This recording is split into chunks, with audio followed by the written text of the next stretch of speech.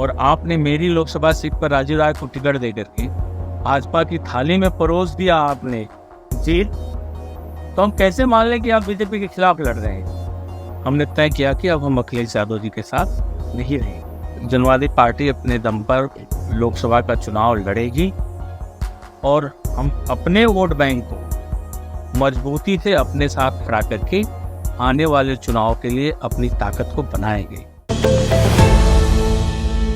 पहले ओम प्रकाश राजभर, फिर जयंत चौधरी, लगातार अखिलेश यादव के गठबंधन के दल अलग होते जा रहे हैं। 2024 का चुनाव आ गया है। 2024 के चुनाव से पहले जनवादी सोशलिस्ट पार्टी ने भी अपनी राहें अलग कर ली है। उसके राष्ट्रीय अध्यक्ष संजय चौहान जी हमारे साथ हैं। संजय जी, संवाद लाइव पे आपका स्वागत है। धन्यवाद। क्या वजह बनी कि आपने भी अपने आप को उनसे जुदा कर लिया? जब वैसे मैं अखिलेश यादव जी से जुड़ा था देश के लोकतंत्र और संविधान को बचाने के लिए, और देश में समाजवादी और जनवादी विचारधारा मजबूत हो, इसके लिए जुड़ा था। और लगातार विगत 7 सालों से मैं इनके साथ इस विषय को लेकर के, इस बिंदु को लेकर के क्षेत्र में काम करता रहा और इनके लिए वोट बैंक तैयार करता रहा। इधर 2024 के चुनाव के लिए जब इन्होंने पीडीए का नारा दिया तो हम लोगों को और मजबूती मिली, आस जगी कि अखिलेश यादव अब इस प्रदेश के सारे पिछड़े वर्ग के लोगों को लेकर के एक मजबूत लड़ाई बीजेपी के साथ लड़ेंगे, क्योंकि बीजेपी के साथ यही एक पिछड़ा वोट बैंक खड़ा है जिसकी वजह से बीजेपी मजबूत है। और इस पिछड़े वर्ग के लोगों को ज़्यादा से ज़्यादा सम्मान देंगे तो बीजेपी का वोट बैंक कमजोर होगा और समाजवादी पार्टी की लड़ाई मजबूत होगी। लेकिन इनके फैसले, इधर के लिए गए फैसले से ऐसा लगने लगा है कि ये खुद ही बीजेपी के खिलाफ नहीं लड़ना चाहते हैं और पीडीए का नारा सिर्फ दिखावा है, सिर्फ कहने के लिए है, पीडीए को मजबूत नहीं करना चाहते हैं।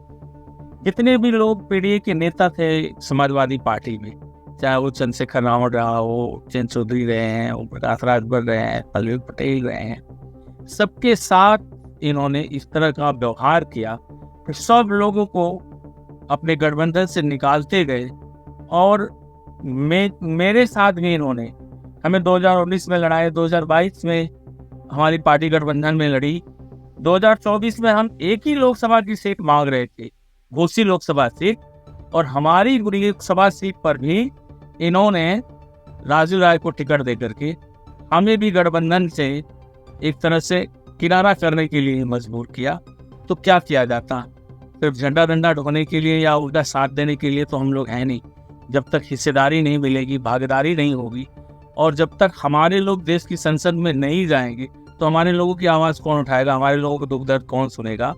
तो जब इन चीज़ों को लेकर के हमने तय किया कि अब हम अखिलेश यादव जी के साथ नहीं रहेंगे। और पीडीए की सीटों पर आप उनको वोट दे रहे हो जिनके खिलाफ आप पीडीए बनाए हो, तो ऐसा लगने लगा कि अब ये पीडीए की बात सिर्फ करते हैं और काम ये टोटल भाजपा वाला ही कर रहे हैं, और भाजपा को ही मौका दे रहे हैं जीतने का, खुद भाजपा के खिलाफ नहीं लड़ना चाह रहे हैं। तो हम लोगों की तो नीयत है भाजपा की विचारधारा के खिलाफ लड़ने की। तो हम लोगों ने तय किया कि इनसे अलग होकर के हम अपने पार्टी के नेतृत्व में उत्तर प्रदेश में मजबूती से चुनाव लड़ेंगे। और हम लोगों ने कल की मीटिंग में 14 लोकसभा सीटों पर हम अपने कैंडिडेट भी डिक्लेयर किए और लगभग 30 लोकसभा सीटों पर चुनाव लड़ेंगे। बाकी लोकसभा सीटों को भी हम 1 हफ्ते के अंदर चयनित करके अपने कार्यकर्ताओं को भेज देंगे। आप ये कह रहे हैं कि भारतीय जनता पार्टी को मदद करते हैं अखिलेश यादव, जिस तरीके से वो चुनाव लड़ना चाह रहे हैं उससे बीजेपी को फायदा होगा। ओम प्रकाश राजभर ने भी यही बात कही कि वो भारतीय जनता पार्टी को जिताना चाहते हैं अखिलेश यादव। क्या वजह है, किस ऐसा क्या आपको लगता है कि वो बीजेपी को फेवर कर रहे हैं या बीजेपी के कैंडिडेट को जिताने के लिए वो चुनाव मैदान उतर रहे हैं?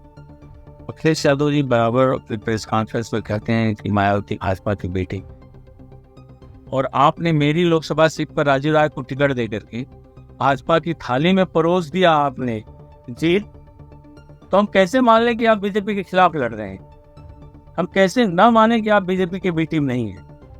और इनके पूर्वांचल में हमारी कम्युनिटी को नजरअंदाज करके आप कैसे बीजेपी को कमजोर कर देंगे?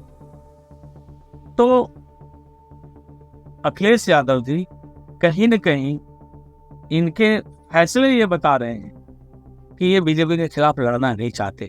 अगर ये बीजेपी के खिलाफ लड़ते तो पीडीए के जितने नेता इनके साथ थे, अभी पल्लवी पटेल थी, हम थे, चंद्रशेखर था, सबको सीट दे करके, हिस्सेदारी दे करके, सम्मान दे करके, सबके साथ मिल करके, सबकी कम्युनिटी का वोट मजबूती से खड़ा करके बीजेपी के खिलाफ चुनाव लड़ते। स्वामी प्रसाद मौर्य भी पार्टी से बाहर हो गए हैं। अपना दल कमेरावादी पल्लवी पटेल की भी नाराजगी लगातार दिखती रहती है। जयंत चौधरी हो या ओम प्रकाश राजभर, लगातार सारे लोग समाजवादी पार्टी से किनारा कर चुके हैं। क्या कारण लगता है कि क्या समन्वय की कोई कमी है अखिलेश यादव के साथ आप लोगों की रही है? क्या वजह मानते हैं आप? अब मुझे तो नहीं लगता अखिलेश यादव जी की नीयत ही नहीं है कि 2024 का चुनाव मजबूती से बीजेपी के खिलाफ लड़े। अगर लड़ते और लड़ने की नीयत होती तो मैं नहीं समझता कि एक भी गठबंधन का साथी उनका साथ छोड़ता। हम क्यों इनका साथ छोड़ते? हम कोसी लड़ते। आप किसी से भी पूछ लीजिए उस क्षेत्र में, एक हर आदमी बताएगा कि संजय चौहान बीजेपी के खिलाफ लड़ रहे थे और उनके जीत का अंतर कितना बढ़ा हुआ था, और आज सब आदमी कह रहा है कि बीजेपी तो जीत गई। तो ऐसे ही सारे नेताओं के साथ, पल्लवी पटेल के साथ उन्होंने ये किया, एक बड़ी कमेटी का वोट लेकर के आपके साथ लड़ रही हैं, संघर्ष कर रही हैं, और आप एक सीट भी नहीं देंगे तो कैसे कोई आपका साथ देगा? तो आप लोगों को लेकर के खुद नहीं चलना चाहते हैं। तो इससे तो जाहिर हो रहा है कि आप बीजेपी के खिलाफ नहीं लड़ना चाहते हैं, और आप अपने सिर्फ 2 वोट बैंक के आधार पर आप चुनाव जीत जाएंगे, और वो भी 2 वोट बैंक तभी आपके साथ खड़ा है जब आप लड़ते दिखेंगे। लोग भाजपा के खिलाफ लड़ना चाहते हैं, लेकिन जब आप लड़ते नहीं दिखेंगे तो आपका कोई भी साथ नहीं। देखा जा रहा है कि जो चुनाव है, अब आचार संहिता भी लगी हुई है और पहला फेज बहुत करीब आने वाला है। जनवादी पार्टी सोशलिस्ट किस तरीके से अब चुनाव मैदान में उतरेगी और किन किन सीटों पे मजबूती के साथ दावेदारी ठोकेगी? जनवादी पार्टी अपने दम पर लोकसभा का चुनाव लड़ेगी, और हम अपने वोट बैंक को मजबूती से अपने साथ खड़ा करके आने वाले चुनाव के लिए अपनी ताकत को बनाएंगे। हम लोगों ने 14 लोकसभा सीटों पर प्रत्याशी उतारे। आजमगढ़, गाजीपुर, चंदौली, बलिया, कुशीनगर, गोरखपुर, अमेठी, घोसी, देवरिया, वाराणसी, मछली शहर, फतेहपुर, अकबरपुरनिया, सीतापुर और कासगंज एटा सीट पर तैयारियां हम लोगों ने पूरी तरह से कैंडिडेट डिक्लेयर कर दिया है। वे लोग जाकर के अपनी तैयारी कर रहे हैं, और बाकी सीटों पर भी जो बची हैं, मैनपुरी बची है, और आपका लखीमपुर बचा है, सीतापुर बचा है, आपका बाराबंकी बचा है, महराजगंज बची है। तो इन सब सीटों पर भी हम लोग, रावर्सगंज है, मिर्जापुर है, भदोही है, इन सब सीटों पर भी हम लोग 1 हफ्ते के अंदर ही कैंडिडेट डिक्लेयर करके मजबूती से चुनाव लड़ेंगे, और हम अपने वोट बैंक को अपने साथ खड़ा करने में कामयाब रहेंगे। घोसी में आप खुद चुनाव लड़ने जा रहे हैं। आपने हमारे संवाद लाइव में इंटरव्यू में कहा था कि ओम प्रकाश राजभर की जमानत जब्त हो जाएगी।